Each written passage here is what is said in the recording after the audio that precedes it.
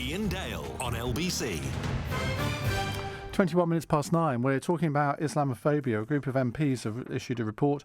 We're asking how widespread is Islamophobia in Britain? What's been your experience of it? What can be done to counter it? Or don't you think that it even exists? If you don't think it exists, I suggest you listen to some of the calls that I'm sure we're going to get, which will explain in graphic detail why it does. Well, before we come back to your calls, let's talk to Ajmal Masroor, London Imam. Ajmal, good to talk to you again. Hello. No, you tell me the experience of yourself and people that you know. Is Islamophobia on the rise? Yes, it is. My family, my children, my wife, I myself experience it on a daily basis. I remember going to a church recently where I was a keynote speaker at an event. The vicar had invited me to go and speak to a Christian congregation. As we arrived, my wife, who was wearing a headscarf, was instantly called the wife of bin Laden has landed. And another bunch of boys were laughing at me saying, Taliban is here. And, things like that are on a regular basis experienced by Muslims, especially ladies who wear headscarf. When my nephew came home and said he doesn't want to be a Muslim anymore, and I asked him why, and he said because his schoolmates were saying he's related to bin Laden. So, these kind of associations, regular taunts at the school playground, to professional work, dinner table banter, pub conversations.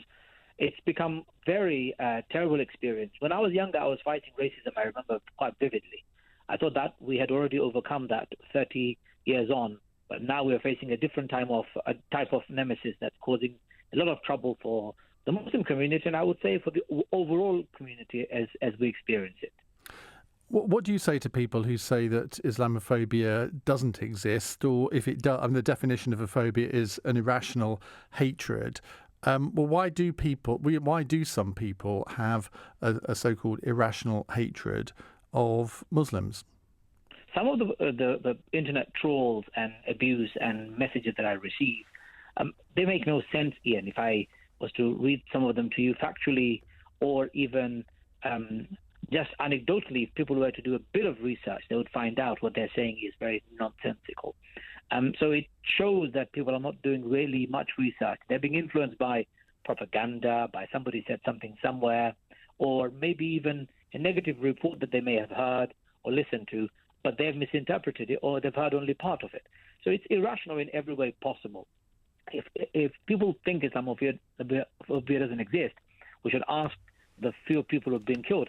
The Sikh gentleman who has been killed in our country because he had a turban on his head. Well, what rationality could anyone put that a Sikh gentleman would be killed, or a Hindu gentleman was attacked on the street, and mosques have been attacked, graveyards have been desecrated? I think these are all manifestations of it. So those who say it doesn't exist, we need to really look at ourselves and say, actually, we would all want to say that. We don't want it to exist, but it does. And if one person says they're being prejudiced, they're experiencing phobia, they're experiencing discrimination in our society, we all need to rise and say, no, not in our name and not in our country. Presumably, the whole sort of Islamist terrorism phenomenon has fueled a lot of this, and that's where I imagine. You just said that your nephew in the playground is called a relative of bin Laden, etc., etc. It's quite difficult to counter that, isn't it?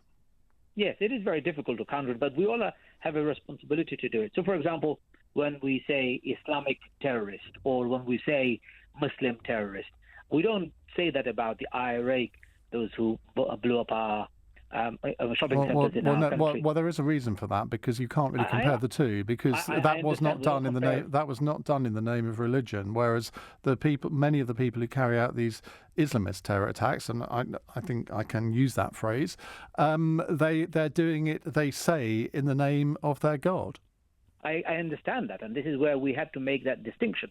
So if they're claiming it to be in the name of their God, why give them the honor by offering that amazing title called Islam in front of their name?